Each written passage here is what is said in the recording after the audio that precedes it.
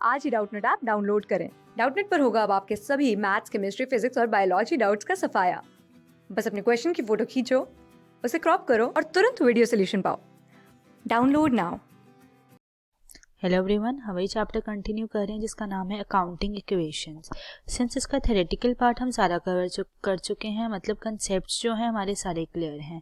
Accounting equations है क्या? Accounting equation किसको माना जाता है? वो माना जाता है assets is equals to liability plus capital को। अभी मैं आपके साथ बेसिक रिवाइज करूंगी, फिर उसके बाद हम क्वेश्चन की तरफ चलेंगे सो दैट आपको क्वेश्चन सॉल्व करने से पहले कुछ बेसिक्स जो हैं हमारे अकाउंटिंग इक्वेशन के, जो प्रैक्टिकली भी बहुत इंपॉर्टेंट है, वो आपको समझ आ जाए। सो ये बेसिकली जो हमारी अकाउंटिंग इक्वेशन है ये इक्वल होगी। इसका मतलब ये इसमें कोई बैलेंसिंग फिगर नहीं होगी। ये हमारी डराइव हुई है हमारी बैलेंस शीट से। बैलेंस शीट से डराइव हुई है क्यों? क्योंकि हमारी एक साइड होती है बैलेंस शीट में, वो होती है ये एसेट साइड होती है, और इसको हम कहते हैं ये हमारी जो लेफ्ट हैंड साइड है वो हमारी है लायबिलिटी साइड। ठीक है, तो ये जब इक्वल होंगी मतलब इसकी कोई बैलेंसिंग फिगर नहीं होगी, ये दोनों जो है मैच होनी चाहिए, एसेट साइड और लायबिलिटी साइड, तभी हमारी बैलेंस शीट जो है वो क्या मानी जाती है? ट्रू एंड फेयर मानी जाती है। अब ट्रू एंड फेयर का मतलब यहाँ पे है कि हमारी फाइनेंशियल पोजीशन जो है वो हमारी डिपिक्ट करती है हमारी बैलेंस शीट। इसका मतलब हमारी फाइनेंशियल पोजीशन जो है वो ट्रू एंड फेयर मानी जाएगी। ठीक है, सो अगर हमारी financial position true and fair मानी जाएगी, इसका मतलब जो हमारे एंड यूजर्स हैं, चाहे वो हमारे एक्सटर्नल यूजर्स हैं चाहे वो हमारे इंटरनल यूजर्स हैं, वो इसको यूज करते हुए अपने फाइनल डिसीजंस जो हैं ले सकते हैं। और इससे एक बहुत बड़ा इफेक्ट और है, अगर हमारी बैलेंस शीट मैच हो गई है, इसका मतलब हमारी जो फाइनेंशियल स्टेटमेंट्स हैं वो बिल्कुल करेक्टली मेंटेन्ड हैं। अब करेक्टली कैसे? क्योंकि पहले हम बनाते हैं trading and profit and loss, trading account फिर बनाते हैं P&L अकाउंट, फिर अपना बैलेंस कैरी फॉरवर्ड करके अपनी बैलेंस शीट को बनाते हैं। इसका मतलब अगर बैलेंस शीट हमारी मैच हो रही है, मतलब एसेट साइड जो है वो हमारी लायबिलिटी साइड की इक्वल आ रही है, इसका मतलब हमारी trading account and profit and loss account भी बिल्कुल सही प्रिपेयर हुए हैं। ठीक है, इसका मतलब ये हुआ कि हमारे जो यूजर्स हैं वो उसे यूज कर सकते हैं अपने डिसीजंस लेने में, और इफेक्टिव डिसीजंस जो हैं वो लिए जाएंगे। आई होप सो आपको कंसेप्ट समझ आया होगा कि अकाउंटिंग इक्वेशंस का ओरिजिन जो है वो हमारी बैलेंस शीट से हुआ है, क्योंकि उसमें एसेट्स और लायबिलिटीज होती हैं। अब एक कंडीशन आती है कि हमने पढ़ा था कि जो बैलेंस शीट है उसमें सिर्फ जो है कैपिटल आइटम्स ही शो होंगी। अब कैपिटल आइटम्स मतलब चाहे वो रिसीट्स हो या इनकम हो या फिर वो एक्सपेंडिचर हो, सिर्फ कैपिटल नेचर की ही आइटम्स जो हैं वो हमारी शो होती हैं किसमें? हमारी बैलेंस शीट में। इन ट्रांजेक्शन्स में हमें कुछ आइटम्स दी जाती हैं जो हमारी होती हैं रेवेन्यू नेचर की भी। ठीक है, ऊपर हमने कोई क्वेश्चंस किए हैं जिसमें रेवेन्यू नेचर, जैसे रेंट पेड या फिर आ जाता है कमीशन रिसीव्ड, ये क्या होती है? हमारी रेवेन्यू नेचर की। तो हमने इसके साथ कैसे डील करना है? ये इफेक्ट करती है रेवेन्यू नेचर की आइटम किसको? P&L अकाउंट को। अब समझना, ये सारा कंसेप्ट एक सर्कल में चलेगा, एक कंटिन्यूअस सर्कल में चलेगा, और इसे समझने के लिए बहुत ध्यान से इसको सुनना कि कंसेप्ट आपको क्लियर हो जाए। ठीक है, वो होती है हमारी P&L अकाउंट में शो। P&L अकाउंट का फिर हम निकालते हैं नेट प्रॉफिट या फिर आता है हमारा नेट लॉस। ठीक है, फिर उसको क्या करते हैं? कैरी फॉरवर्ड करते हैं अपनी बैलेंस शीट में, और ये किस में एडजस्ट करते हैं? अपने कैपिटल में। कैपिटल में किस तरह एडजस्ट करते हैं? अगर हमारा नेट प्रॉफिट आया है तो कैपिटल में हम उसे ऐड करेंगे, और अगर हमारा नेट लॉस आया है तो हम कैपिटल में से उसको माइनस करेंगे। ठीक है, इसका मतलब जितनी भी आइटम्स होंगी हमारी रेवेन्यू नेचर की, वो हमें किस में एडजस्ट करनी है? अपने कैपिटल में। जो बिजनेस में ऑनर लाया है उस कैपिटल में हमने एडजस्ट करनी है। मतलब किस तरह से एडजस्ट करनी है ये भी समझ लेते हैं। अगर तो एक्सपेंस है कोई, जैसे रेंट पेड, तो वो होगा हमारे कैपिटल में से माइनस जब हम अकाउंटिंग इक्वेशन बनाएंगे। अगर कोई इनकम रिसीव हुई है, जैसे कमीशन रिसीव्ड, तो वो क्या होगी? हमारी ऐड होगी हमारी कैपिटल में। ठीक है, और अगर कोई प्रॉफिट हुआ है, मान लो हमें कोई प्रॉफिट हुआ है सेल करके गुड्स का, ठीक है, तो वो होगा हमारा ऐड किसमें? हमारी कैपिटल में। और अगर हमें कोई लॉस हुआ है सेल करके तो वो होगा माइनस हमारे कैपिटल में से। ये कैपिटल पे इफेक्ट इसीलिए डाल रहे हैं क्योंकि नेट प्रॉफिट का या नेट लॉस का इफेक्ट आता है हमारे कैपिटल में।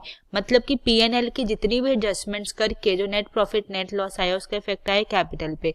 इसका मतलब P&L की सारी आइटम्स का इफेक्ट जो है वो किस पे आएगा? कैपिटल पे आएगा। ठीक है, आई होप सो ये कंसेप्ट आपको क्लियर हो गया होगा कि इसका इफेक्ट हमने रेवेन्यू आइटम्स का किस तरह से शो करना है। ये आपको हर वीडियो में क्वेश्चन की हर स्टार्टिंग में आपको रिपीट कराती रहूंगी, फिर आपको ज़्यादा क्लैरिटी होती रहेगी इस कंसेप्ट की। अब हम चलते हैं अपने नेक्स्ट कंसेप्ट की तरफ, जो बहुत ज़रूरी है समझना प्रैक्टिकल क्वेश्चंस को सॉल्व करने के लिए। सो नेक्स्ट कंसेप्ट है हमारा कि हम जब अकाउंटिंग इक्वेशन जो है प्रिपेयर करते हैं तो किस तरह की ट्रांजैक्शंस उसको इफेक्ट करती हैं। पहली है हमारी कि अगर एक एसेट जो है वो इंक्रीज हो रहा है तो एक लायबिलिटी भी इंक्रीज होनी चाहिए, तभी हमारी अकाउंटिंग इक्वेशन जो इक्वल आएगी।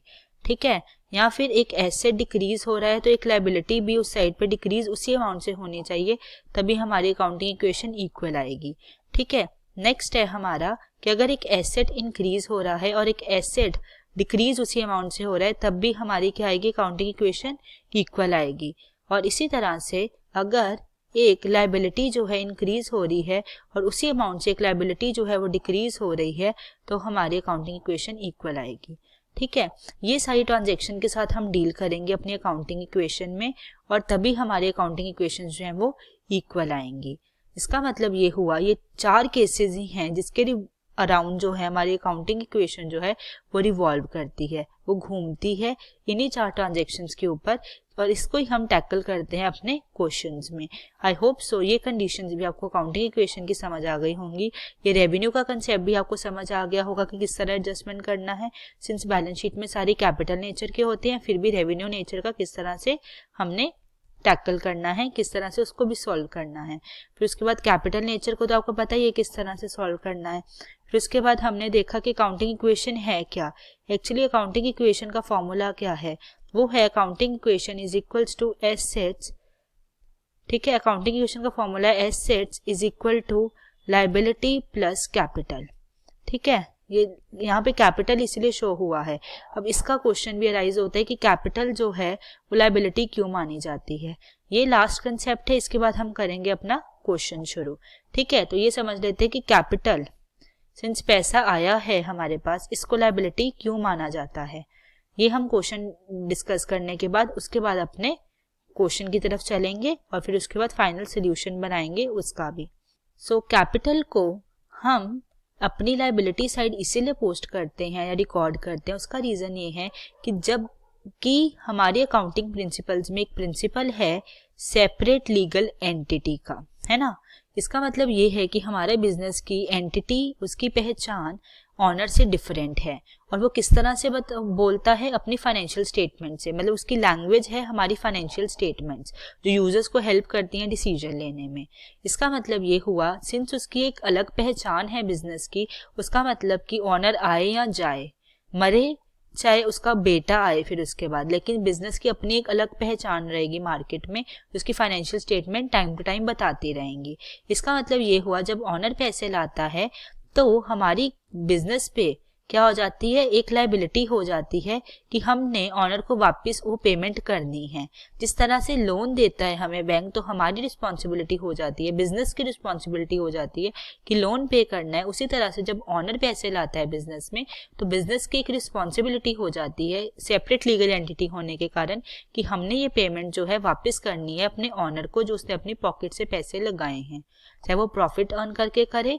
और ये क्या होता है, कई बार हमारी जो होती है बिजनेस ठप हो जाता है, खत्म हो जाता है, शट डाउन हो जाता है, तब क्या होता है, तो बिजनेस सारी पेमेंट्स करने के बाद एंड में ऑनर की पेमेंट करता है अपने एसेट्स को बेचकर, जितने भी वो दे सकता है वापस ऑनर को वो प्रोवाइड कर देता है। तो इसीलिए कैपिटल हम लायबिलिटी साइड पे लिखते हैं, क्योंकि ऑब्लिगेशन है, एक रिस्ट्रिक्शन है, एक रिस्पॉन्सिबिलिटी है बिजनेस की वापस करने का पैसा किसको, ऑनर को।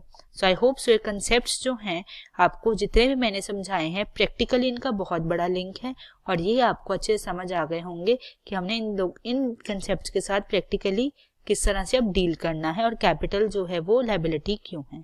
ठीक है, तो चलिए चलते हैं अपने क्वेश्चन की तरफ और इसे सॉल्व करते हैं, फिर अपनी बनाते हैं। इसमें हम देखेंगे पहले एक्सप्लेनेशन, फिर उसके बाद हम देखेंगे कि अकाउंटिंग इक्वेशन, फिर उसके बाद अपनी बैलेंस शीट प्रिपेयर करेंगे और देखेंगे हमारी अकाउंटिंग इक्वेशन जो है वो बिल्कुल सही बनी है या नहीं बनी है। तो चलिए चलते हैं अपने क्वेश्चन की तरफ, लेकिन उससे पहले मैं ये इरेज कर देती हूँ क्योंकि मैंने आपको इन डिटेल भी समझानी होती है सारी ट्रांजैक्शंस।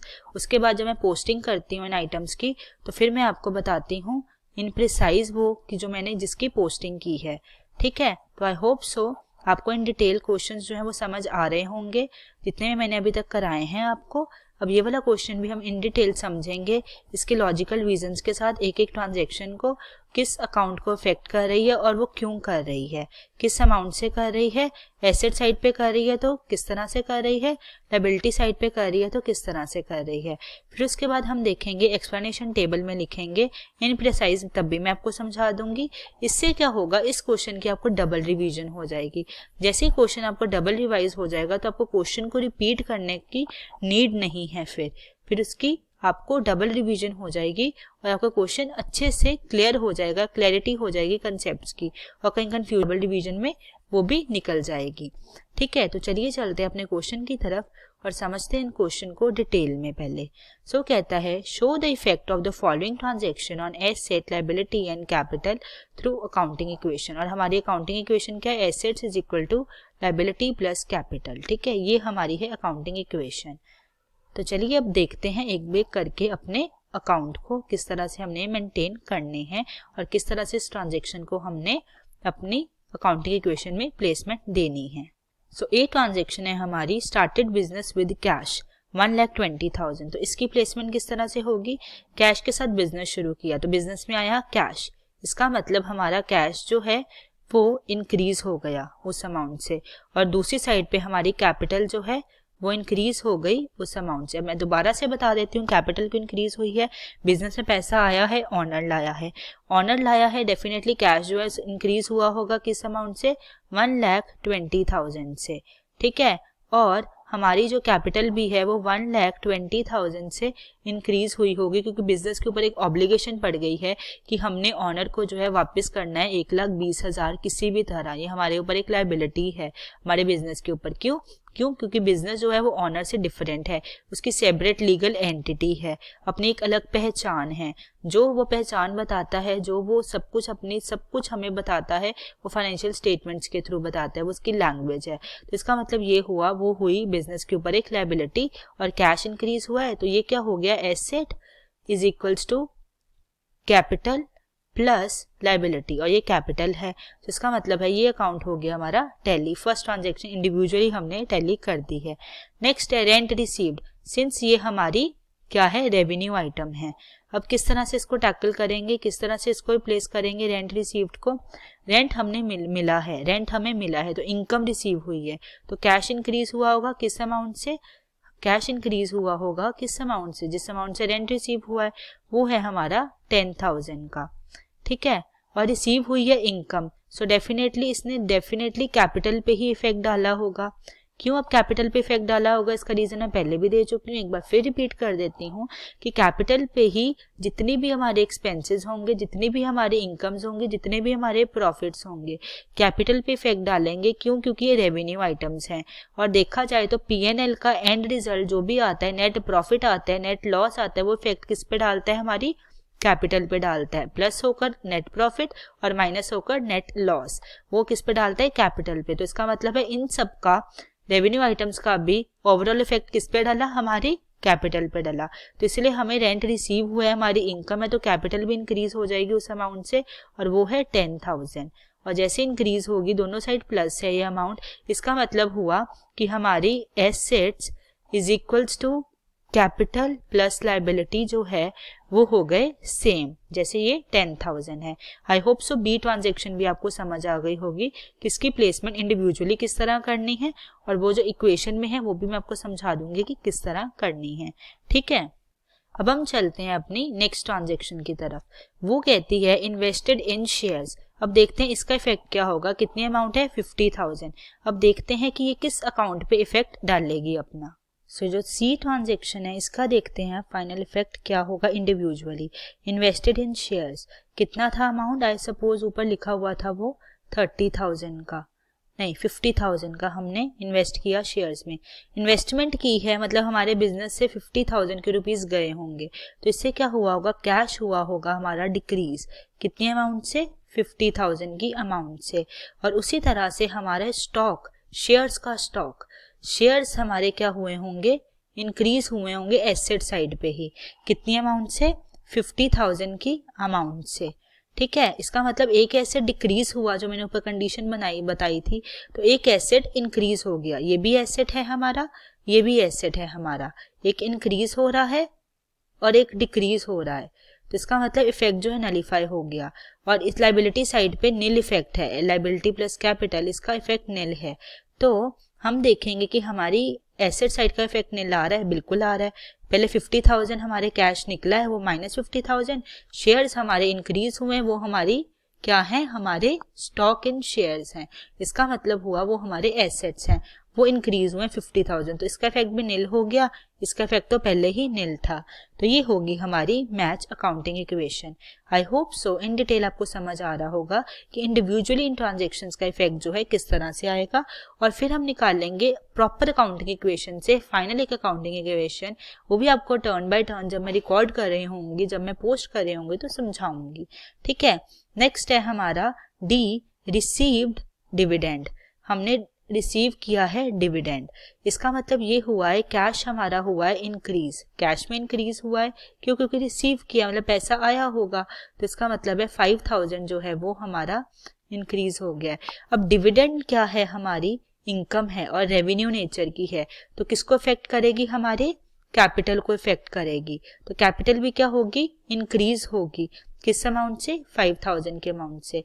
रीजन वही है कि जितने भी रेवेन्यू नेचर की आइटम, चाहे वो इनकम है, चाहे वो एक्सपेंसेस है, चाहे वो प्रॉफिट है, वो कैपिटल को इफेक्ट करेंगी, क्योंकि रेवेन्यू नेचर की आइटम्स वो पीएनएल में शो होती हैं। तो पीएनएल का जो एंड रिजल्ट आता है, चाहे नेट प्रॉफिट आए चाहे नेट लॉस आए, वो किसको इफेक्ट करता है, हमारे कैपिटल को। तो इसलिए रेवेन्यू नेचर की आइटम्स जो है सारी, वो किसको इफेक्ट करेंगी, हमारी कैपिटल को। इससे क्या हुआ, हमारी इक्वेशन हो गई टैली। जैसे एसेट ये है और ये है हमारी कैपिटल प्लस लाइबिलिटी, तो ये होगी 5,000 और 5,000, सो ये हो गई इक्वल। आई होप सो ये आपको क्लियर हो गया होगा कि इक्वल किस तरह से हुई है। नेक्स्ट है purchase goods on credit from Ragini, 35,000। अब क्रेडिट पे गुड्स खरीदे हैं और उसकी ट्रांजेक्शन का इफेक्ट देखते हैं किस तरह से है। ये मैं इरेज कर देती हूँ क्योंकि ये आपको समझ आ गई है कि किस तरह से इसका इफेक्ट डाला है हमने। अब हम डालते हैं अपनी जो हमने गुड्स परचेज किए हैं क्रेडिट पे, उसका प्रॉपर इफेक्ट समझते हैं यहाँ पर। ठीक है, चलिए पहले हम इसे इरेज कर लेते हैं सो दैट थोड़ी स्पेस बन जाए और फिर आपको इन डिटेल अच्छे से समझ आ जाए। सो ये है हमारा ई पार्ट है जो हम यहाँ करने लगे हैं, वो है purchase goods on credit. Credit पे खरीदे हैं तो डेफिनेटली स्टॉक तो इंक्रीज हुआ ही होगा एसेट साइड पे। ठीक है, कितने अमाउंट से, 35,000 के अमाउंट से। और हमने क्रेडिट पे खरीदे हैं गुड्स, कैश पे नहीं खरीदे हैं, उधार पे खरीदे कि आपको इस पर्टिकुलर डेट पे जो है वो रिटर्न कर देंगे पैसे, मतलब दे देंगे, तो क्रेडिट पे उधार पे खरीदे हैं। सो लायबिलिटी साइड पे क्रेडिटर्स हमारे इंक्रीज हो जाएंगे किस अमाउंट से, 35,000 की अमाउंट से।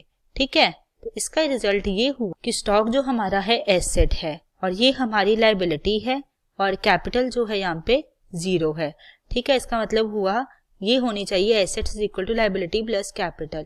इसका मतलब हुआ ये इक्वल हो गई, जैसे स्टॉक 35,000 से इंक्रीज हुआ है ऐसे क्रेडिटर्स जो है 35,000 से इंक्रीज हुए, तो ये हो गए इक्वल, 35,000 इज इक्वल टू 35,000। ठीक है, सो आई होप सो ये ट्रांजेक्शन भी आपको अच्छे समझ आई होगी कि किस तरह से इसने दोनों साइड पे इफेक्ट डाल के इसके इफेक्ट को सिमिलर कर दिया है। नेक्स्ट है हमारा paid cash for house hold expenses. अब हमने कुछ पर्सनल एक्सपेंसेस के लिए कुछ कैश पे किया है, वो है 7,000। अब आप मुझे बताओ कि इसका इफेक्ट जो है किस पे आएगा इस ट्रांजेक्शन का, कि हाउस होल्ड के लिए। हाउस होल्ड मतलब कि उसने बिजनेस के लिए नहीं निकाले हैं, उसने पर्सनल यूज के लिए निकाले हैं। ये एक पर्सनल यूज के लिए उसने पैसे जो हैं वो निकाले हैं। सो बताइए जो पर्सनल यूज है इसका इफेक्ट किस तरह से डालेंगे हम। हमने पहले भी किया है कि पर्सनल यूज का इफेक्ट हम किस पे, किस अकाउंट्स में डालते हैं। सिंस कैश में पे किया है तो पहले इफेक्ट तो यही है कि हमें अकाउंट दिया हुआ कि कैश का अकाउंट जो है वो हमारा डिक्रीज हुआ होगा। पेमेंट की है सो डेफिनेटली कैश का अकाउंट बैलेंस जो है वो डिक्रीज हुआ होगा। तो यहाँ पर हम कर लेते हैं इसका, किसका है ये, एफ है, तो एफ हम यहाँ लिख लेते हैं कि जो हमारा क्या नाम है, इसका इफेक्ट क्या होगा पर्सनल यूज का, ये होगा कि हमारे एक तो कैश जो है, एफ नीचे करते हैं, थोड़ा लेंथी है तो आपको अच्छे समझ आएगा कि किस तरह से हमने इसका इफेक्ट जो है वो यहाँ पर लगाया है। इसको इरेज कर देते हैं सिंस ये आपको क्लियर हो गई है ट्रांजेक्शन। आई सपोज आपको हर ट्रांजेक्शन अच्छे से क्लियर हो रही होगी इन डिटेल रीजंस के साथ कि इंडिविजुअली ये इफेक्ट जो है हम किस तरह से प्लेस करेंगे और फिर फाइनल इफेक्ट तक पहुंचेंगे। तो ये है हमारा एफ। ये कहता है कि हमने हाउस होल्ड के लिए मतलब पर्सनल यूज के लिए जो है पैसे जो है विड्रॉ करवाए हैं या पैसे पे किए हैं। तो ये है कैश जो है हमारा डिक्रीज हो गया होगा किस अमाउंट से, 7000 के अमाउंट से। अब आप मुझे बताओ कि सेकंड अकाउंट कौन सा इफेक्ट हुआ होगा। मतलब सेकंड अकाउंट या तो हुआ होगा एसेट साइड पे इंक्रीज या हुआ होगा लाइबिलिटी साइड पे डिक्रीज। तो डेफिनेटली ये डिक्रीज ही हुआ है हमारा लाइबिलिटी साइड पर, वो हुआ है हमारा कैपिटल अकाउंट इफेक्ट। कैपिटल क्यों? क्योंकि जो हमारा ऑनर है उसने जो है हमारे बिजनेस के ऑनर ने पर्सनल यूज के लिए कुछ एक्सपेंसेस जो हैं पे किए हैं कैश में, ठीक है। उसका मतलब ये हुआ कि उसने अपने कैपिटल से डिक्रीज किया होगा वो अमाउंट पर्सनल विड्रॉल जो करवाया है। याद है फॉर्मूला क्या होता है जब हम बैलेंस शीट बनाते हैं, कैपिटल में हम जो है ऐड करते हैं अपना नेट प्रॉफिट या माइनस करते हैं नेट लॉस, फिर इसमें से माइनस करते हैं विड्रॉइंग्स। तो ये विड्रॉइंग्स ही हैं जो पर्सनल यूज के लिए होती हैं, है ना, पर्सनल यूज के लिए होती हैं। तो इसका मतलब ये हुआ ये डिक्रीज होगी हमारी 7000 की अमाउंट हमारे कैपिटल में से, क्योंकि कैपिटल वो लाइबिलिटी है बिजनेस के ऊपर जो ऑनर ने अपनी पॉकेट से पैसे लगाए हैं।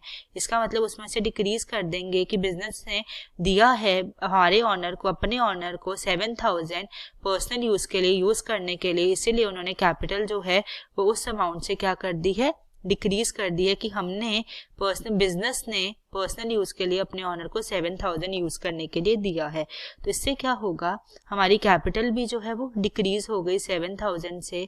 इसका इफेक्ट ये हुआ एक एसेट हुआ और एक लायबिलिटी हुई, ठीक है। ये कैपिटल है प्लस लायबिलिटी, कोई यहाँ पे जीरो है। तो इसका मतलब है ये इफेक्ट हुआ सिमिलर, यहाँ से भी -7000 है, यहाँ से भी -7000 है। तो इसका इफेक्ट हो गया इस ट्रांजेक्शन का सिमिलर। आई होप सो आपको इन डिटेल समझ आया होगा कि किस तरह से कैपिटल जो है हमारी इफेक्ट हुई है और कैपिटल इफेक्ट क्यों हुई है। उसका रीजन ये है कि पर्सनल यूज के लिए हमने बिजनेस ने अपने ऑनर को पैसे दिए हैं, पर्सनल यूज के लिए दिए हैं। इसका मतलब कैपिटल इफेक्ट हुई है क्योंकि कैपिटल जो है वो ऑनर ही लाता है।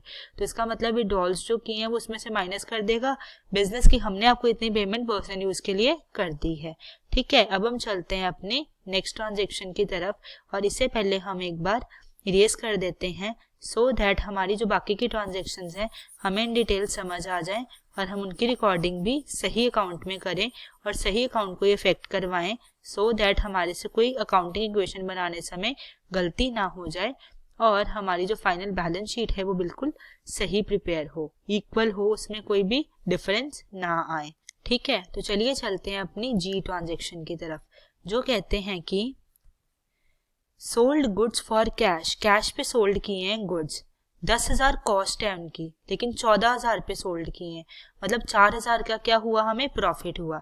ये देखो 14,000 पे सेल की है और 10,000 की कॉस्ट है उन गुड्स की, मतलब गोडाउन में से सिर्फ 10,000 की गुड्स गए हैं, हमने उसको सेल किया 14,000 पे, प्रॉफिट कितने का हुआ, 4,000 का हुआ हमें प्रॉफिट, ठीक है। तो चलिए देखते हैं इस ट्रांजेक्शन का इफेक्ट जो है वो किस तरह से आएगा।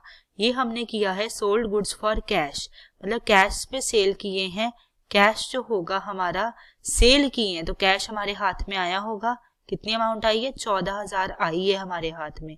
14,000 कैसे, 10,000 के तो गुड्स थे प्लस 4,000 का प्रॉफिट था और यहाँ लिखा हुआ है कि 14,000 हमें मिले हैं, ठीक है।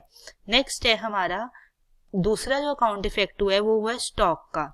हमारा स्टॉक जो है वो डिक्रीज हुआ है किस अमाउंट से, 10,000 के अमाउंट से। अब यहाँ क्वेश्चन अराइज होता है 10,000 के अमाउंट क्यों, क्योंकि कॉस्टिंग तो गुड्स की 10,000 ही थी ना। अगर देखा जाए हमारे गोडाउन से, हमारी फैक्ट्री से सिर्फ 10,000 के गुड्स गए हैं, चाहे हमने 14,000 पे बेचे हो चाहे 15,000 पे बेचे हो, हमारे गोडाउन से हमारे स्टॉक में से 10,000 के ही कॉस्ट के गुड्स गए हैं, तो इसलिए हमारा स्टॉक 10,000 से कम होगा। अब हमारा जो लायबिलिटी साइड पे इफेक्ट होगा वो होगी हमारी कैपिटल। कैपिटल क्यों, मैंने आपको पहले ही बताया, इससे कैपिटल में हम सारे एक्सपेंसेस, सारी इनकम्स जो रेवेन्यू नेचर की हैं और अपने सारे प्रॉफिट्स या लॉस जो भी बेयर कर रहा है बिजनेस वो डालते हैं, ठीक है। और यहाँ पर हमें हो रहा है प्रॉफिट 4,000 का, इसका मतलब हमारी कैपिटल जो है वो इंक्रीज हो गई होगी किस अमाउंट से, 4,000 की अमाउंट से। अब देखते हैं हमारा एंड रिजल्ट क्या आता है। 14 ये है हमारी एसेट साइड और ये है हमारी liability capital plus liability, since liability 0 है तो कैपिटल ही है यहाँ पे। एसेट में हमारा है कैश और एक स्टॉक, तो देखिए 14,000 माइनस 10,000 आता है 4,000, और यहाँ पर भी हमें शो हो रहा है 4,000। ये हमारी अकाउंटिंग इक्वेशन हो गई मैच इस पर्टिकुलर ट्रांजैक्शन की भी। सो आई होप आपको क्लियर हो गया होगा कि किस तरह हमने इस ट्रांजैक्शन के इफेक्ट को डालना है और किस तरह फिर हमने जो है अपनी फाइनल इक्वेशन पर पहुंचना है। ये एक इंडिविजुअल इक्वेशन बनाकर मैं आपको समझाती हूँ, लेकिन फाइनल इक्वेशन इन सब को समराइज करके इन सब ट्रांजैक्शन का नल इफेक्ट जो है इकट्ठा करके फिर उसके बाद बनाई जाती है। ठीक है, सो आई होप सो ये भी आपको क्लियर हो गया होगा कि जी की ट्रांजैक्शन का हमने किस किस अकाउंट पे इफेक्ट डालना है। नेक्स्ट है हमारी एच, वो कहती है कैश पेड टू रागिनी। अब रागिनी कौन है? जिससे हमने क्रेडिट पे गुड्स खरीदे थे, उसको हमने पेमेंट कर दी है कितनी अमाउंट की? 35,000 की अमाउंट की। इसका मतलब ये है कि हमारे क्रेडिटर्स जो थे, रागिनी थी 35,000 की थी, हमने उसको कहा था इस पर्टिकुलर डेट पे हम पेमेंट कर देंगे आपको, तो हमने वो कैश पेमेंट कर दी है। अब देखते हैं हमारे कौन कौन से अकाउंट्स जो हैं वो इफेक्ट हो रहे हैं और किस तरह से उसका इफेक्ट जो है इक्वल आएगा। एक तो कैश पे टू रागिनी 35,000, एक तो कैश जो है वो डेफिनेटली डिक्रीज हुआ होगा, पेमेंट की है तो वो होगा 35,000 से डिक्रीज। ठीक है, नेक्स्ट हमारा जो अकाउंट है वो इफेक्ट हो रहा है हमारा लाइबिलिटी साइड पे, क्रेडिटर्स का। याद है वो रागिनी थी जो हमारी क्रेडिटर थी जिसको हमने पेमेंट करनी थी, वो भी क्या हो गई? खत्म हो गई 35,000 से। ठीक है, तो इसका मतलब हुआ ये हमारी एसेट है, ये हमारी लाइबिलिटी है और कैपिटल की इसमें कोई रोल नहीं है इस पर्टिकुलर ट्रांजेक्शन में, तो वो है 0। ठीक है, इसका मतलब इसका इफेक्ट है हमारा 35,000 माइनस 35,000। ठीक है, तो इसका इफेक्ट है सेम। इसका मतलब है हमारी जो है अकाउंटिंग इक्वेशन जो है वो मैच कर जाएगी इस पर्टिकुलर ट्रांजैक्शन की वजह से भी, जो हमने रागिनी को पेमेंट कर दी है, जो हमारे थे क्रेडिटर्स। ये हमारी क्रेडिटर थी, इसको हमने पेमेंट जो है वो कर दी है। आई होप सो ये एच ट्रांजैक्शन भी आपको अच्छे से क्लियर होगी कि हमने कैश का अकाउंट हमने जो पेमेंट की है वो डिक्रीज की है, रागिनी अकाउंट नहीं खोला है, ये हमारा क्रेडिटर है, तो डेफिनेटली हमारे लाइबिलिटी के अंदर एक क्रेडिट अकाउंट खुलेगा, क्रेडिटर के अमाउंट का सब हेडिंग होगी और उसमें हम जो है माइनस कर देंगे फिर 35,000। सो ये थी इस पर्टिकुलर ट्रांजेक्शन की इफेक्ट। ठीक है, अब जाते हैं अपने लास्ट ट्रांजेक्शन की तरफ जो है आई, वो कहता है डिपॉजिटेड इनटू बैंक, कितने? 20,000। अब इसका इफेक्ट समझना बहुत जरूरी है कि इसका इफेक्ट किस अकाउंट पे डलेगा और क्यों डलेगा। सिंस ये ट्रांजेक्शन भी हमारे लिए नहीं है, हमने पहले ये नहीं की है ट्रांजेक्शन की डिपॉजिटेड इनटू बैंक 20,000। अब ये समझते हैं सिचुएशन को और देखते हैं इसकी अकाउंटिंग इक्वेशन क्या बनती है। ये है हमारी लास्ट आई। ठीक है, ये थी हमारी जी। ठीक है, एच या जी थी, ये कोई उनमें से एक थी, और आई है।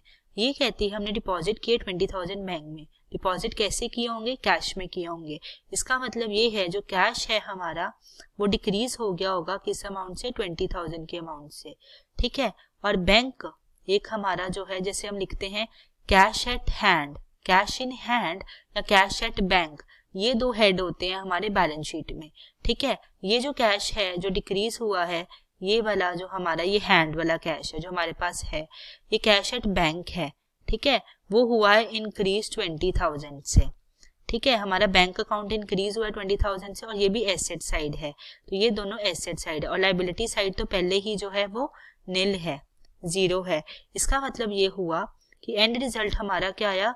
प्लस 20,000 ये और माइनस 20,000 ये, इसका इफेक्ट भी नील आया और इसका इफेक्ट भी इक्वल टू 0 है। इसका मतलब assets is equal to liability plus capital, हमारी इक्वेशन जो है वो टैली कर गई है, वो मैच कर गई है और हमारी जो है ये अकाउंटिंग इक्वेशन जो है वो फाइनली सारी कंप्लीट हो गई हैं। इंडिविजुअली जो हमने करनी थी A B C D E F G H I, ये जो 9 ट्रांजेक्शन्स है, हमने इंडिविजुअली इफेक्ट देखा है इनका कि किस तरह से हमें इन्हें रिकॉर्ड करना है इंडिविजुअली। अब देखेंगे एक पर्टिकुलर फॉर्मेट में, लेकिन उससे पहले देखेंगे इनकी एक्सप्लेनेशन इन प्रिसाइज कि एक्सप्लेनेशन क्या है कि कौन से अकाउंट्स जो हैं वो इफेक्ट हो रहे हैं। ठीक है, फिर उसके बाद हम अपनी अकाउंटिंग इक्वेशन प्रिपेयर करेंगे फाइनल, इन सारी ट्रांजैक्शंस को इकट्ठे एक इफेक्ट में डाल के। ठीक है, इसका एक इफेक्ट निकाल लेंगे, वो जो फाइनल इक्वेशन आएगी फिर उससे अपनी जो बनाएंगे बैलेंस शीट प्रिपेयर करेंगे। ठीक है, ये मैं आपको इन डिटेल में अच्छे से समझाया है क्वेश्चन, आपको अच्छे से सॉल्व करके। अब हम चलते हैं इन प्रिसाइज समझते हैं, और इससे क्या होगा, आपकी डबल रिवीजन हो जाएगी और आपको रिपीट करने का क्वेश्चन की नेसेसिटी भी नहीं पड़ेगी। ठीक है, तो चलिए चलते हैं अपने फाइनल एक्सप्लेनेशन की तरफ और देखते हैं कि किस तरह से एक्सप्लेन करके हम इन प्रिसाइज इस क्वेश्चन को अच्छे से अब सॉल्व कर सकते हैं।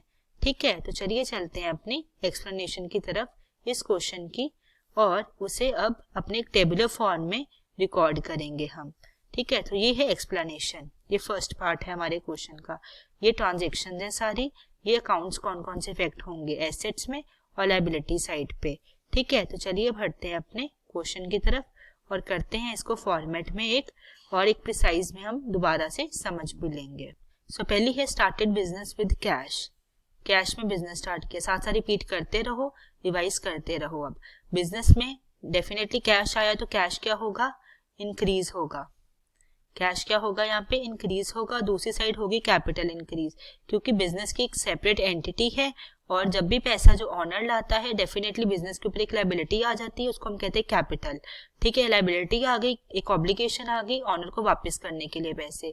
क्यों, क्योंकि बिजनेस की एक अपनी सेपरेट लीगल एंटिटी होने के कारण उसका बिजनेस के साथ, बिजनेस का ऑनर के साथ कोई डायरेक्ट लिंक, ऐसा लिंक नहीं है। ठीक है, वो दोनों सेपरेट हैं, इसीलिए कैपिटल क्या हुई, हमारी लायबिलिटी हुई जो बिजनेस ने वापस करनी है अपने, किसको करनी है वापस, अपने ऑनर को।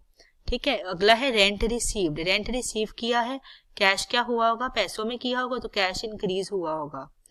अब ये है रेवेन्यू आइटम, ये क्या है हमारी रेवेन्यू आइटम, ये किसको इफेक्ट करेगी, डेफिनेटली हमारी कैपिटल को करेगी। और ये है हमारी रेवेन्यू आइटम इनकम, एक्सपेंस नहीं है हमारा, इनकम है, तो क्या इफेक्ट करेगी कैपिटल को, कैपिटल हमारी जो है वो इंक्रीज हो जाएगी। अब ये कैपिटल को इसलिए इफेक्ट करेगी, मैं रीजन दोबारा से बता देती हूँ, क्योंकि जितनी भी हमारी प्रॉफिट एंड लॉस की फाइनल रिजल्ट आता है, चाहे नेट प्रॉफिट आए चाहे नेट लॉस आए, वो किसको इफेक्ट करता है, हमारी कैपिटल को। नेट प्रॉफिट है तो ऐड होगा, नेट लॉस है तो माइनस होगा। इसीलिए प्रॉफिट एंड लॉस की जितने भी आइटम्स हैं वो हमारी किसको इफेक्ट करेंगी, हमारी कैपिटल को इफेक्ट करेंगी। एट द एंड हमारी कैपिटल इफेक्ट होगी, अगर वो इनकम है तो इंक्रीज होगी हमारी कैपिटल, अगर वो एक्सपेंस है तो डिक्रीज होगी। ठीक है, फिर उसके बाद नेक्स्ट है हमारा इन्वेस्टेड इनटू शेयर्स। इन्वेस्ट किया शेयर्स में, डेफिनेटली पैसे से किया होगा, तो कैश क्या होगा हमारा, डिक्रीज होगा, कैश होगा डिक्रीज। लेकिन एक एसेट गया है, लायबिलिटी साइड पे ये कोई लायबिलिटी नहीं है हमारी शेयर्स, डेफिनेटली एक इन्वेस्टमेंट की है तो हमारे हाथ में कुछ आया होगा, शेयर्स आए होंगे, तो डेफिनेटली शेयर्स का स्टॉक जो है वो होगा इंक्रीज। ठीक है, शेयर्स का स्टॉक भी इंक्रीज हुआ, कैश डिक्रीज हो गया, तो इंक्रीज डिक्रीज मतलब उसी अमाउंट से इंक्रीज हो रहा है एक एसेट, उसी अमाउंट से डिक्रीज हो रहा है, तो एंड रिजल्ट क्या हो रहा है, नलीफाई हो रहा है, नील हो रहा है, और लायबिलिटी साइड तो वैसे ही हमारी नील है, सो अकाउंटिंग इक्वेशन क्या हो जाएगी, मैच कर जाएगी। सो आई होप सबको समझ आ गया होगा कि शेयर में इन्वेस्ट करने के लिए हमारा कैश जो खत्म हो गया, डिक्रीज हो गया उस अमाउंट से, और हमारे शेयर्स जो है वो इंक्रीज हो गए उस अमाउंट से। ठीक है, नेक्स्ट है हमारा डिविडेंड रिसीव किया है हमने। अब डिविडेंड रिसीव किया है, ये हमारी इनकम है, ये हमारी रेवेन्यू नेचर की है और इनकम है हमारी, मतलब पीएनएल में शो होती है। रिसीव किया तो कैश क्या हुआ होगा हमारा, इंक्रीज हुआ होगा। ठीक है, पैसे आए हैं डेफिनेटली डिविडेंड के थ्रू, तो कैश इंक्रीज हुआ होगा, लेकिन कैपिटल को इफेक्ट किया होगा, वही रीजन है, और कैपिटल भी इंक्रीज हुई होगी क्योंकि ये इनकम है।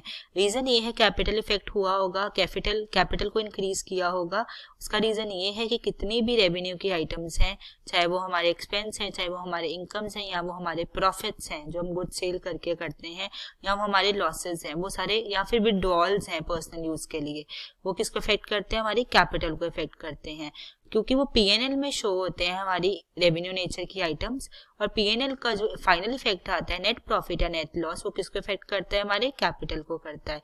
अगर नेट प्रॉफिट है तो उसमें ऐड होगा, नेट लॉस है तो उसमें माइनस होगा, इसीलिए ये रेवेन्यू नेचर की आइटम्स बैलेंस शीट में सारी कैपिटल को ही इफेक्ट करती हैं। ठीक है, आई होप सो ये भी आपको क्लियर हो गया होगा। नेक्स्ट है purchase goods on credit from Ragini. Ragini से क्रेडिट पे हमने गुड्स खरीदे हैं, तो इसका इफेक्ट क्या होगा, सो इसका इफेक्ट ये होगा कि रागिनी से हमने गुड्स खरीदे हैं, तो डेफिनेटली हमारी इन्वेंट्री जो बढ़ी होगी, स्टॉक जो है वो इंक्रीज हुआ होगा। ठीक है ना, हमारे गोडाउन में गुड्स आए हैं, तो स्टॉक जो है एसेट साइड पे, स्टॉक जो है वो होगा इंक्रीज।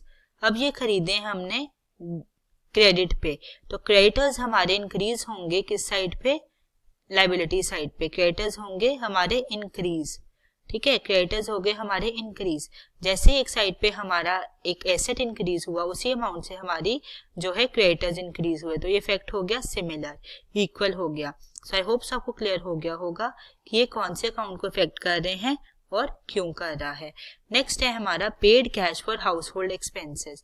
हाउस होल्ड एक्सपेंसेस मतलब पर्सनल एक्सपेंसेस के लिए कुछ हमने अमाउंट जो है वो पे की है, ठीक है। पहले तो पेमेंट की है, कैश में की है, तो कैश जो है वो हो गया होगा डिक्रीज, मतलब एक एसेट जो है वो डिक्रीज हो गया होगा।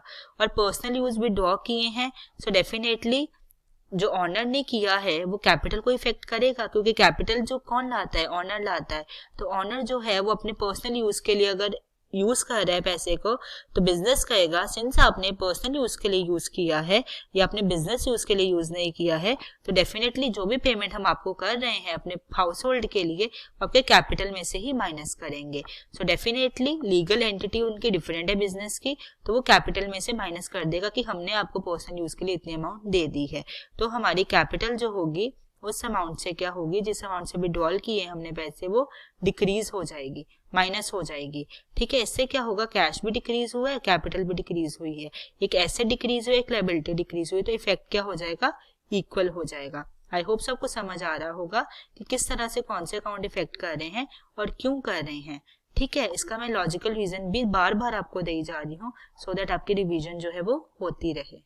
नेक्स्ट है हमारा sold goods for cash, costing 10,000। 10,000 की कॉस्ट थी, कितने पे सेल किया था, 14,000 पे। सो जो प्रॉफिट होगा वो डेफिनेटली कैपिटल में जाएगा, क्योंकि मैंने आपको पहले ही बताया है, तो प्रॉफिट इंक्रीज कर देगा कैपिटल को, प्रॉफिट, ठीक है। मैंने आपको पहले ही बताया है कि जितने भी प्रॉफिट हो रहे हैं, लॉस हो रहे हैं, एक्सपेंसेस हो रहे हैं, जितने भी रेवेन्यू नेचर के एक्सपेंसेस या हमें इनकम्स हो रही हैं, वो किस में जाती हैं, कैपिटल में। तो डेफिनेटली कैपिटल में इंक्रीज हो जाएगा हमारा प्रॉफिट। आई होप सो ये आपको क्लियर हो गया हो कि कैपिटल क्यों इंक्रीज हुई, प्रॉफिट अमाउंट से। अब हम चलते हैं अपने एसेट साइड पे, क्या होगा एसेट साइड पे, सोल्ड गुड्स फॉर कैश। एक तो हमारा स्टॉक जो है डिक्रीज हुआ है, ठीक है, सोल्ड किए हैं गुड्स, तो स्टॉक क्या हुआ है, डिक्रीज हुआ है उस अमाउंट से जिस अमाउंट की कॉस्टिंग थी, ये कॉस्ट की अमाउंट है। नेक्स्ट हमारी जो है वो थी हमारे डिक्रीज, इंक्रीज हुआ है हमारा, क्या हुआ है इंक्रीज, कैश जो है सिंस हमें रिसीव हुआ है तो कैश हमारी इंक्रीज हुई है उस अमाउंट से जिस अमाउंट से हमने सेल की थी, तो सेलिंग प्राइस से वो 14,000 था, ये 10,000 था, तो इसका इफेक्ट भी 4,000 आ जाएगा और इधर भी 4,000 है, तो इक्वल हो जाएंगे। और मैंने आपको इन डिटेल ऊपर समझाया है कि किस तरह से वो इक्वल हो रहे हैं। नेक्स्ट है हमारा कैश पे टू रागिनी, कैश हमने पे किया रागिनी को, ये हमारी क्रेडिटर थी। अगर ऊपर देखा जाए ये लिखा हुआ है कि रागिनी हमारी क्रेडिटर है, तो हमने कैश पे किया। एक तो कैश जो है हमारा डिक्रीज हो गया उस अमाउंट से जिस अमाउंट से हमने रागिनी को पे किया है, ठीक है, कैश हो गया डिक्रीज। और दूसरी साइड पे हमारे क्रेडिटर्स भी उस अमाउंट से डिक्रीज हो गए। जैसे उस अमाउंट से एक एसेट डिक्रीज हुआ, एक लायबिलिटी डिक्रीज हुई, तो वो क्या हो गई, इक्वल हो गई। नेक्स्ट है हमारी डिपॉजिटेड इनटू बैंक। सिंस यहाँ पे स्पेस नहीं है तो मैं यहाँ पे लिख देती हूँ कि किस तरह से इसका इफेक्ट होगा। डिपॉजिट किया हमने बैंक में, तो इससे क्या होगा, कैश में डिपॉजिट किया होगा तो डेफिनेटली कैश जो है वो डिक्रीज हो जाएगा। तो एसेट साइड पे अगर देखा जाए तो कैश जो है वो डिक्रीज हो जाएगा। और उसी साइड पे एसेट साइड पे हमारा बैंक बैलेंस इंक्रीज हुआ है तो बैंक जो है वो इंक्रीज हो जाएगा। जैसे ही एसेट जो है वो डिक्रीज हो जाएगा और बैंक बैलेंस इंक्रीज हो जाएगा उसी अमाउंट से, इनका इफेक्ट नलीफाई हो जाएगा, नील हो जाएगा। और लायबिलिटी साइड तो वैसे ही नील है हमारी, जहाँ कैपिटल प्लस लायबिलिटी साइड वैसे ही नील है, तो उनका इफेक्ट जो हो जाएगा वो सिमिलर हो जाएगा, इक्वल हो जाएगा। आई होप सो ये ट्रांजेक्शन कौन कौन से अकाउंट जो है इफेक्ट हो रहे हैं, कौन सी लायबिलिटीज इफेक्ट हो रही हैं, इनका इक्वल रिजल्ट किस तरह से आएगा, किस तरह से इनकी प्लेसमेंट करनी है, किस तरह से इनकी रिकॉर्डिंग करनी है, और ये वाला अकाउंट इफेक्ट हो रहा है तो उसके पीछे का लॉजिकल रीजन क्या है, वो आपको इस टेबल के थ्रू, ये जो मैंने ट्रांजैक्शन का एक्सप्लेनेशन टेबल बनाया है अकाउंट्स इफेक्टेड, आपको अच्छे से समझ आ गया होगा, रिपीट भी हो गया होगा। अब हम चलते हैं अपनी प्रॉपर अकाउंटिंग इक्वेशन प्रिपेयर करते हैं, जो इस क्वेश्चन का सेकंड पार्ट है, ठीक है। इसी के थ्रू हम इंक्रीज और डिक्रीज करेंगे और अपनी अकाउंटिंग इक्वेशन प्रिपेयर करेंगे, फिर हम जाएंगे अपनी बैलेंस शीट प्रिपेयर करेंगे। और अगर हमारी बैलेंस शीट जो है वो एंड रिजल्ट मैच कर जाता है, मतलब एंड रिजल्ट होता है, मतलब एसेट्स और लाइबिलिटीज जो है वो इक्वल हो जाती हैं, या assets is equal to liability plus capital आ जाता है, या कोई डिफरेंस नहीं आता है। सो उससे क्या होगा, हमारी जितनी भी हमने एफर्ट्स किए हैं इस क्वेश्चन में, जितनी भी अच्छी तरह से अकाउंटिंग की क्वेश्चन को समझा है, वो हमने बिल्कुल सही समझा है, हमने बिल्कुल सही प्लेसमेंट की है, कोई भी हमने गलती नहीं की है अपने अकाउंटिंग की क्वेश्चन बनाने में। इसी वजह से जो बैलेंस शीट है वो ट्रू एंड फेयर आ रही है, सही रिजल्ट दिखा रही है, इक्वल हो रही है हमारी एसेट साइड हमारी लाइबिलिटीज और कैपिटल की साइड से। तो चलिए बनाते हैं अब अपनी अकाउंटिंग इक्वेशन। सो ये है हमारी प्रॉपर अकाउंटिंग इक्वेशन, इस क्वेश्चन का सेकेंड पार्ट। ठीक है, ये है हमारी ट्रांजैक्शंस और ये है हमारे assets is equals to liability plus capital. जो अकाउंटिंग इक्वेशन होती है ना, asset is equal to liability plus capital, वो हम लिखते हैं। फिर जो एसेट्स इफेक्ट हो रहे हैं वो, और जो लायबिलिटीज और कैपिटल हो रही है उसके अकाउंट यहाँ हम ओपन कर देते हैं। तो चलिए चलते हैं अपनी फर्स्ट ट्रांजेक्शन की तरफ और अपनी फाइनल अकाउंटिंग इक्वेशन तक रीच करते हैं अब। सो पहली ट्रांजैक्शन थी हमारी स्टार्टेड बिजनेस विद कैश, हमने कैश के साथ बिजनेस स्टार्ट किया। सो डेफिनेटली कैश क्या होगा हमारा, इंक्रीज होगा। किस अमाउंट से स्टार्ट किया, 1,20,000 के अमाउंट से। और दूसरा हमारा इफेक्ट हो रहा है हमारी कैपिटल 1,20,000 के अमाउंट से। फिर रिपीट कर देती हूँ, कैपिटल यहाँ पे क्यों इफेक्ट हो रही है, कैपिटल इसीलिए इफेक्ट हो रही है क्योंकि ऑनर और बिजनेस की जो है डिफरेंट आइडेंटिटी है, मतलब कि बिजनेस की अपनी सेपरेट लीगल आइडेंटिटी है और उसकी लैंग्वेज है हमारी फाइनेंशियल स्टेटमेंट्स। इसका मतलब ये हुआ जो भी पैसा ऑनर लाएगा तो बिजनेस के ऊपर एक ऑब्लिगेशन पड़ जाएगी, बिजनेस के ऊपर एक पड़ जाएगी रिस्पॉन्सिबिलिटी कि उसको वापस करने हैं वो पैसे अपने ऑनर को किसी भी तरह। जिस तरह से हम लोन लेते हैं तो बिजनेस के ऊपर एक ऑब्लिगेशन होती है कि आउटसाइडर्स को पेमेंट करनी है, उसी तरह से हमारे ऊपर एक, हमारे बिजनेस के ऊपर एक और ऑब्लिगेशन है कि उसने अपने ऑनर को भी वापस करने हैं पैसे, क्योंकि उसके अपनी एक अलग पहचान है, अपनी अलग लीगल आइडेंटिटी है, अपनी ये गुडविल है अब मार्केट में। ठीक है, इसी रीजन की वजह से वो कैपिटल मानी जाती है, जो भी पॉकेट से पैसा लाता है उसका ऑनर। आई होप आपको क्लियर हो गया होगा कि 1,20,000 अब अच्छे से क्लियर हो गया होगा कि कैपिटल में क्यों शो करना है। सो ये होगी, बाकी हमारी सारी अमाउंट्स है नील यहाँ पे। ठीक है, तो ये होगी हमारी मैच। तो इक्वेशन बन गई हमारी नीचे, वो बन गई है यहाँ पे 1,20,000। ठीक है, वो 1,20,000 प्लस ये जीरो है, ये भी अभी जीरो है अकाउंट, ये भी अकाउंट जीरो है, और ये हो गई 0 प्लस 1,20,000। ठीक है, आई होप आपको क्लियर हो गया होगा कि किस तरह से हमने रिकॉर्डिंग करनी है प्रॉपर एक फॉर्मेट में। ऊपर तो हमने सिंगल की थी हर ट्रांजेक्शन की, लेकिन यहाँ पर हम अब सारी ट्रांजेक्शन्स की एक साथ करेंगे और एक रिजल्ट पे पहुंचेंगे जो होगी हमारी फाइनल इक्वेशन। ठीक है, तो चलिए चलते हैं अपनी नेक्स्ट इक्वेशन की तरफ, सॉरी नेक्स्ट ट्रांजेक्शन की तरफ, और फिर बनाएंगे अपनी नेक्स्ट इक्वेशन जो होगी हमारी अब न्यू इक्वेशन। सो नेक्स्ट था हमारा रेंट रिसीव्ड। सिंस ये रेवेन्यू आइटम है तो डेफिनेटली कैपिटल को इफेक्ट करेगी, ये तो हमें पता ही है। कैपिटल को इसीलिए क्योंकि पीएनएल की जितना भी फाइनल रिजल्ट आता है, नेट प्रॉफिट या नेट लॉस, वो आता है एडजस्टमेंट होती है कैपिटल में। इसका मतलब पीएनएल की जितनी भी आइटम्स हैं, क्योंकि पीएनएल में होती हैं सारी रेवेन्यू नेचर आइटम्स और बैलेंस शीट में होती है सारी कैपिटल नेचर आइटम्स, तो पीएनएल की जितनी भी रेवेन्यू नेचर आइटम्स होंगी, चाहे वो एक्सपेंस है चाहे वो इनकम है, सिंस ये इनकम है इस क्वेश्चन में, तो वो किसको इफेक्ट करेगी, हमारे किसको इफेक्ट करेगी, हमारी कैपिटल को। तो चलिए देखते हैं अब रेंट रिसीव्ड कितनी अमाउंट थी, वो थी हमारी 10,000 की अमाउंट। रिसीव किया है, डेफिनेटली कैश इंक्रीज हुआ होगा, सो प्लस 10,000 इधर, और कैपिटल में भी 10,000 ऐड कर देंगे क्योंकि ये इफेक्ट करेगी हमारी कैपिटल को, और रीजन मैं दे चुकी हूँ। सो ये हमारी होगी टोटल 1,30,000, यहाँ पर हो गई 1,30,000 की हमारी कैश। बाकी है नील, इधर भी नील, इधर भी अभी जीरो चल रहा है अकाउंट, और ये भी जीरो, और ये हो गया हमारा 1,30,000 की अमाउंट। आई होप सो आपको न्यू इक्वेशन भी मिल गई होगी यहाँ पे, और ये भी होगी ये इक्वल। 1,30,000 हमारे एसेट साइड पे शो हो रहे हैं और 1,30,000 हमारी लाइबिलिटी और कैपिटल साइड पे शो हो रहे हैं। सो आई होप सो आपको इन डिटेल अच्छी तरह समझ आ रहा होगा फॉर्मेट के थ्रू कि किस तरह हमें प्रिपेयर करनी है अपनी ये जो है इक्वेशन। ये हमारी न्यू इक्वेशन आ गई। नेक्स्ट है हमारी इन्वेस्टेड इन शेयर्स। शेयर्स में हमारे बिजनेस ने इन्वेस्ट किया है कुछ, ठीक है। सो इसका इफेक्ट किस किस अकाउंट में पड़ रहा है, मैंने आपको ऊपर भी बताया है किस अकाउंट में पड़ेगा इसका इफेक्ट। तो चलिए देखते हैं कि इसकी रिकॉर्डिंग किस तरह करेंगे अब। सो हमने इन्वेस्टमेंट की थी 50,000 की। इन्वेस्टमेंट की है तो पैसे के थ्रू ही की होगी, कैश ही की होगी। सो डेफिनेटली क्या हुआ, कैश हमारा डिक्रीज हो जाएगा 50,000 से। लेकिन हमारे ये एसेट्स आए हैं हमारे हाथ में, हमने इन्वेस्टमेंट की और हमें कुछ मिला। क्या मिला, हमें शेयर्स मिले हैं। तो शेयर्स जो हैं हमारी इन्वेस्टमेंट से हमें शेयर्स मिले हैं, स्टॉक में शेयर्स आए हैं हमारे पास। सो डेफिनेटली हम इधर लिखेंगे प्लस 50,000। ठीक है, बाकी अकाउंट तो नील है अभी, तो इससे क्या होगा, ये अकाउंट जो है ये भी अभी यहाँ 0 है।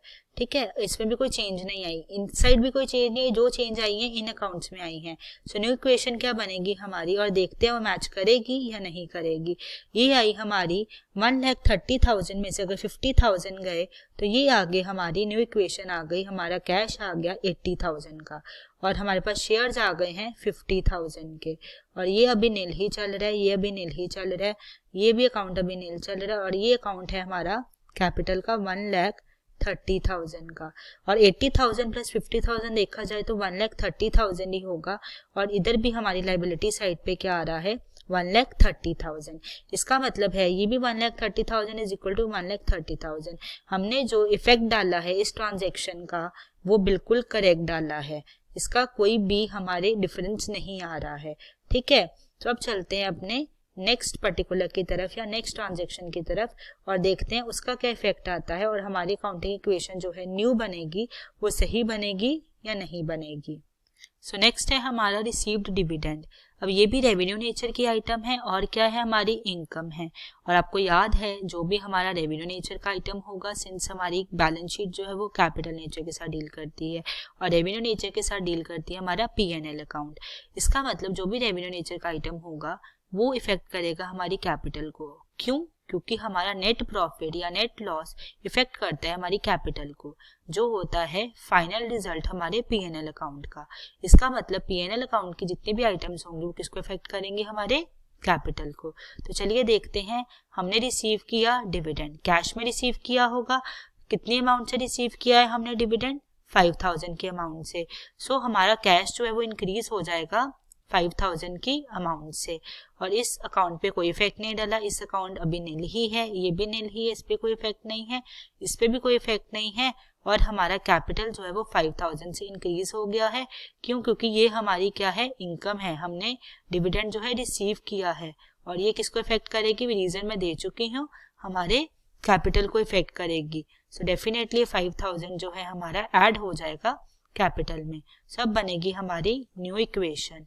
सो न्यू इक्वेशन बनेगी, ये होगा हमारा 85,000 का कैश और 50,000 के हमने जो की है इन्वेस्टमेंट शेयर्स में। और बाकी अभी अकाउंट अभी ओपन नहीं हुए हैं, इनका बैलेंस अभी नील है और इसका बैलेंस भी अभी नील है। और ये है हमारी कितनी अमाउंट से, 1,35,000 की अमाउंट से हमारी हो गई कैपिटल।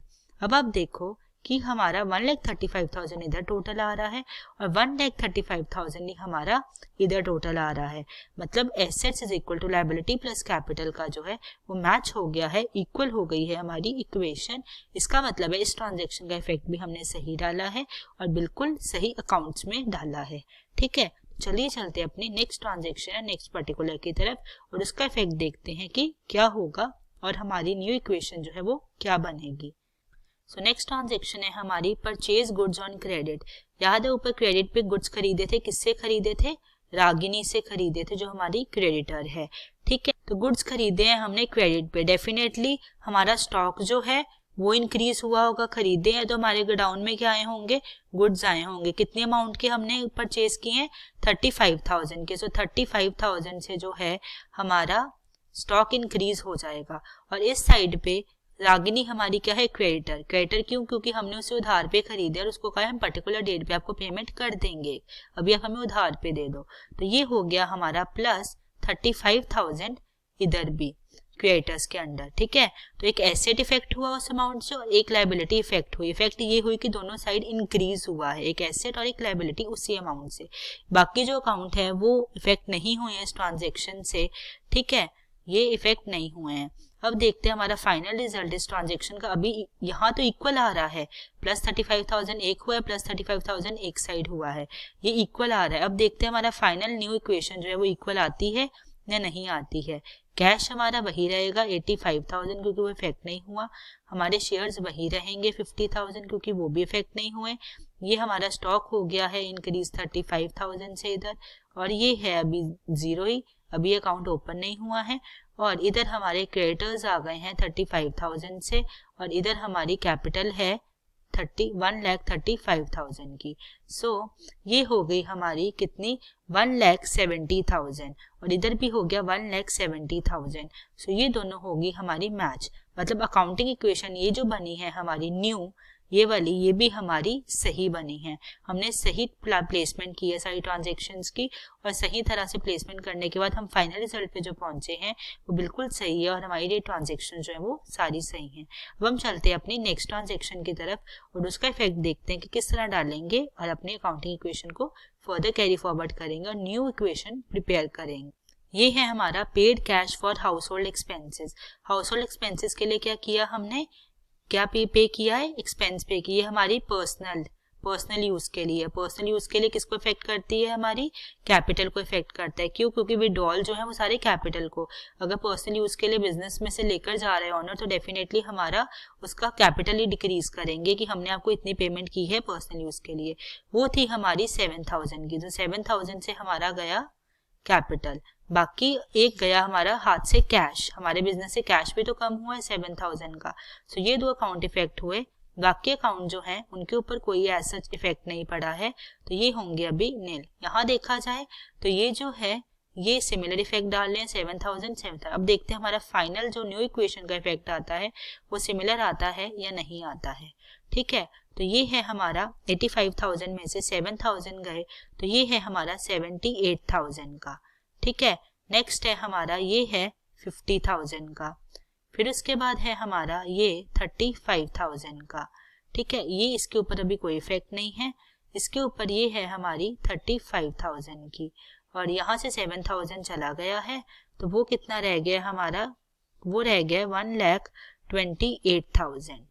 तो इससे क्या हो रही है, हमारी ये अकाउंटिंग इक्वेशन भी जो है वो मैच कर रही है। मैच मतलब इक्वल हो रही है, कोई डिफरेंस नहीं आ रहा है। इसका मतलब इस ट्रांजैक्शन का इफेक्ट भी हमने बिल्कुल सही डाला है और इसमें भी हमने कोई गलती नहीं की है। नेक्स्ट चलते हैं अपने नेक्स्ट ट्रांजैक्शन की तरफ। Sold goods for cash 14,000 costing 10,000। सो ये ट्रांजैक्शन मैं आपको दोबारा समझा देती हूँ। सिंस यहाँ पर हमने कैश हमें रिसीव हुए 14,000 का सोल्ड करके गुड्स को, लेकिन हमने अपने गोडाउन से सिर्फ 10,000 के गुड्स ही सोल्ड किए हैं, तो 4,000 का क्या हुआ, हमें प्रॉफिट हुआ। तो प्रॉफिट कहाँ शो करना है, हमने कैपिटल में शो करना है। क्यों करना है, क्योंकि प्रॉफिट, लॉस, एक्सपेंसेस, रेवेन्यू वो सारे हम शो कर रहे हैं अपने कैपिटल। और उसका रीजन जो है मैंने आपको अच्छे से ऊपर समझाया है कि हम कैपिटल में प्रॉफिट एंड लॉस को भी क्यों एडजस्ट कर रहे हैं। तो इसका मतलब हुआ कि जो 4,000 है, 4,000 किस तरह से, ये जो 14,000 का हमने सेल की है और 10,000 की एक्चुअल कॉस्ट थी, तो 4,000 का जो प्रॉफिट है ये क्या है हमारा, ये होगा हमारा शो कैपिटल में, हम ऐड कर देंगे 4,000 की अमाउंट।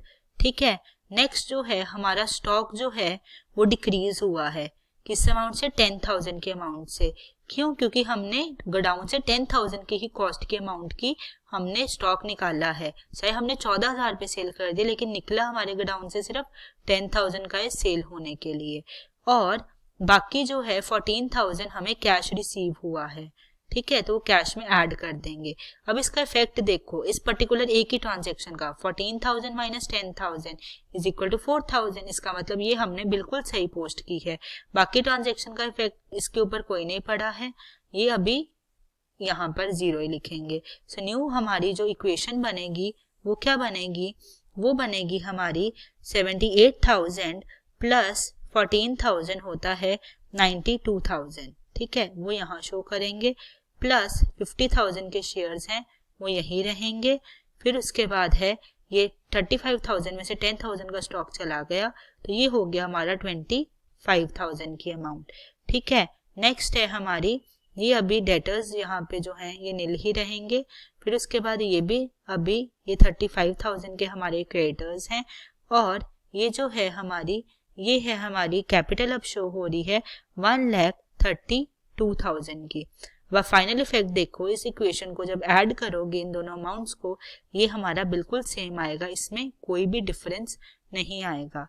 ठीक है, आई होप आपको ये भी क्लियर हो गया होगा कि इस इक्वेशन की हमने किस तरह से ट्रांजेक्शन की है।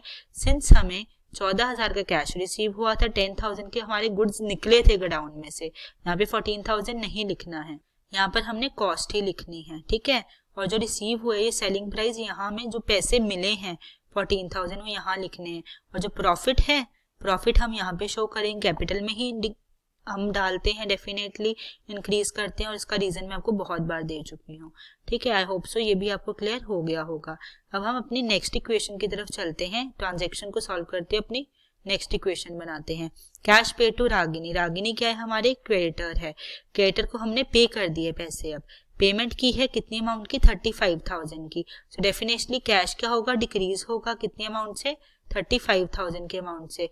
उसी तरह से हमारे जो है क्रेडिटर्स भी डिक्रीज हुए हैं, मतलब पेमेंट कर दिया तो क्रेडिटर्स खत्म हो गए होंगे हमारे, सो भी 35,000 से खत्म हो गए, हमने पेमेंट कर दी। सो इसका इफेक्ट देखा जाए तो बाकी कोई अकाउंट जो है वो इफेक्ट नहीं हुआ इस ट्रांजेक्शन से, तो अगर इंडिविजुअली इसका इफेक्ट देखा जाए तो वो सिमिलर है। अब हम बनाते हैं अपनी फाइनल इक्वेशन, न्यू इक्वेशन, और देखते हैं कि क्या आता है इसका रिजल्ट। सो 92,000 में से 35,000 माइनस करेंगे तो हमारे पास आएगा 57,000 का कैश हमारे हाथ में है अभी, और 50,000 के शेयर्स तो हैं ही हमारे हाथ में, प्लस 25,000 का स्टॉक है हमारे पास, प्लस अभी बैंक बैलेंस कुछ भी नहीं है यहाँ पे। फिर उसके बाद ये नील हो गया है क्योंकि हमने पूरी पेमेंट कर दी है, और ये है 1,32,000 का।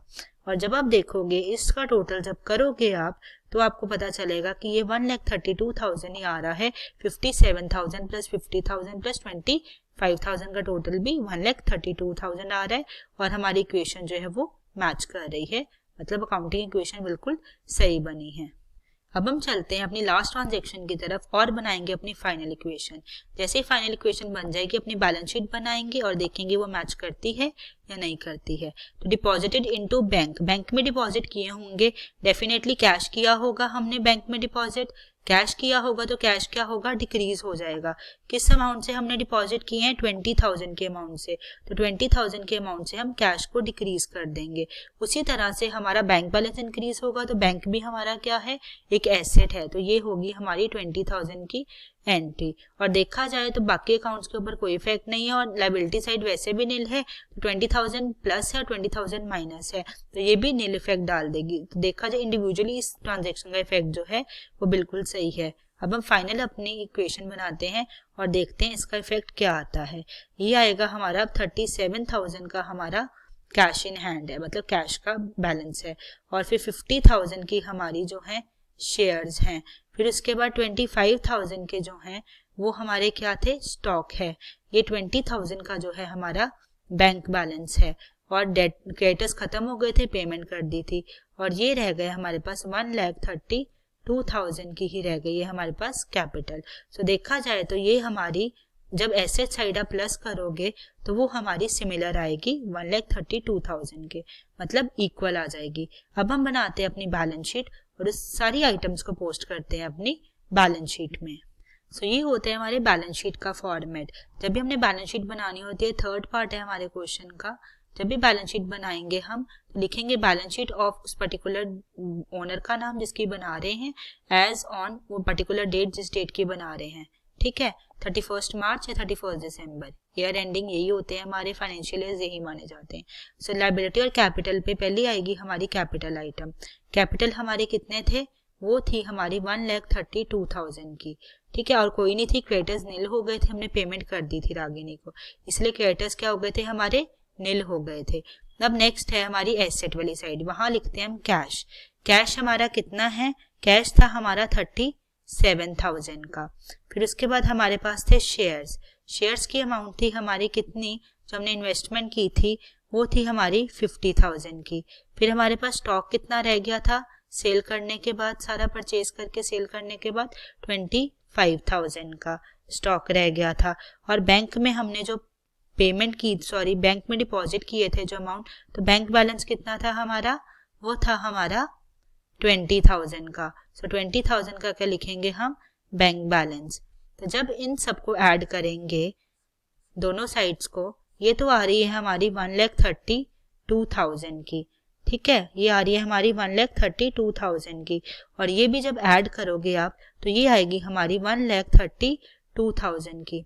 इससे क्या हुआ, ये हमारी जो है मैच कर गई बैलेंस शीट। इसका मतलब हमारा फाइनल आंसर, जो फाइनल इक्वेशन हमने बनाई है, जो फाइनल इक्वेशन हमारी आई है वो बिल्कुल सही आई है, ठीक है। इससे हमने ये निकाल लिया कंक्लूजन कि हमारा सम जो है बिल्कुल करेक्ट है, क्योंकि बैलेंस शीट में कोई डिफरेंस नहीं आ रहा है, वो मैच कर रही है। सो ये था आज का हमारा क्वेश्चन।